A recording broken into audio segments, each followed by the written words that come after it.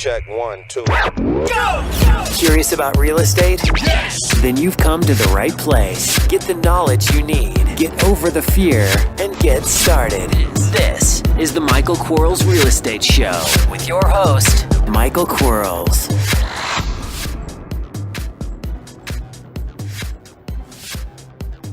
Hello, everybody. Michael Quarles with podcast number 73. Today we have the 5 questions sent in by real estate investors like yourself who had a question and needed an answer. And remember to send in your questions, send them in to support@bsffacademy.com. One more time, support@bsffacademy.com. Here we go. Question number 1.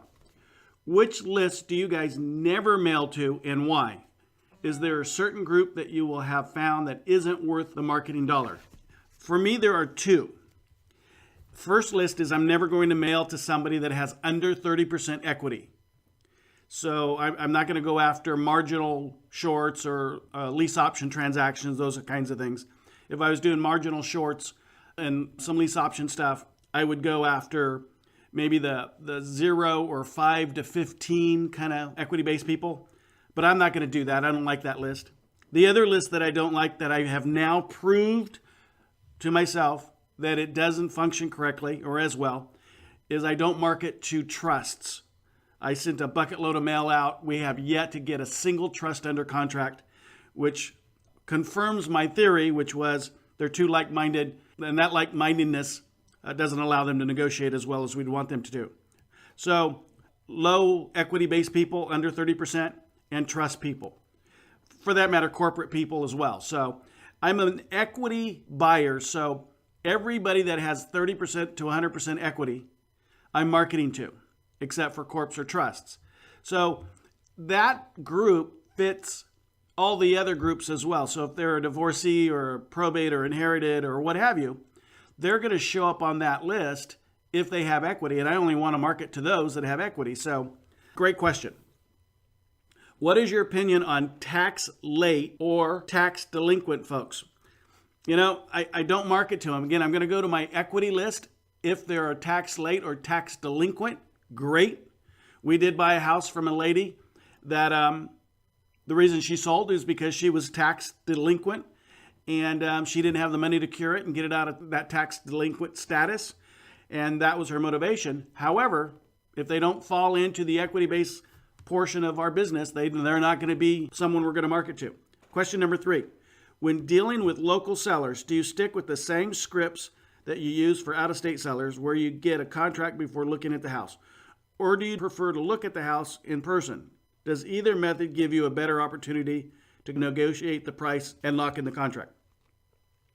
My business model, we're not looking at any houses, whether they're local or across country.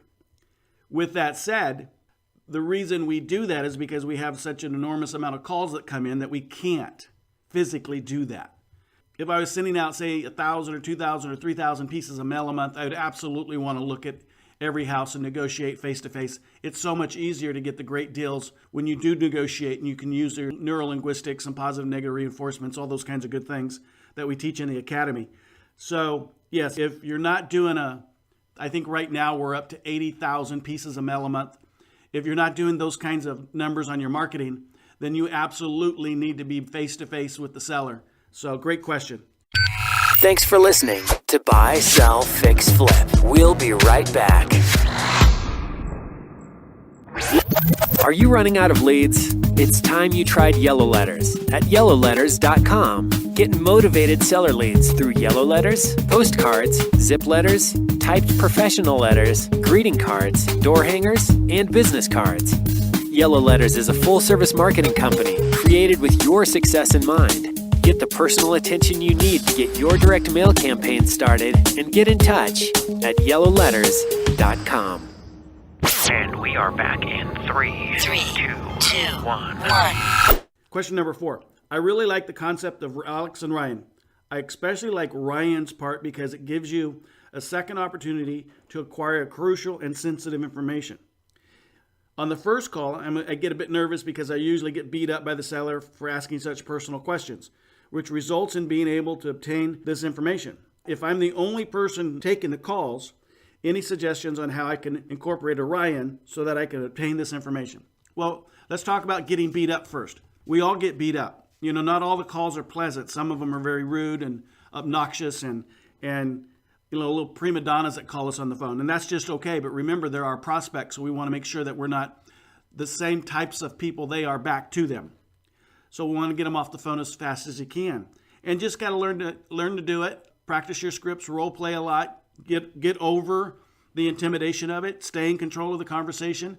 And if you're a single investor, you'll be able to do the Alex script and the Ryan script. And all that is thank you, I've received the information I need now. I'm going to do a little bit of due diligence, and I'm going to call you back in about 15 minutes. Can you do me a favor and hang by the phone so when I call you back, you'll be available? Great, I'll talk to you in about 15 minutes.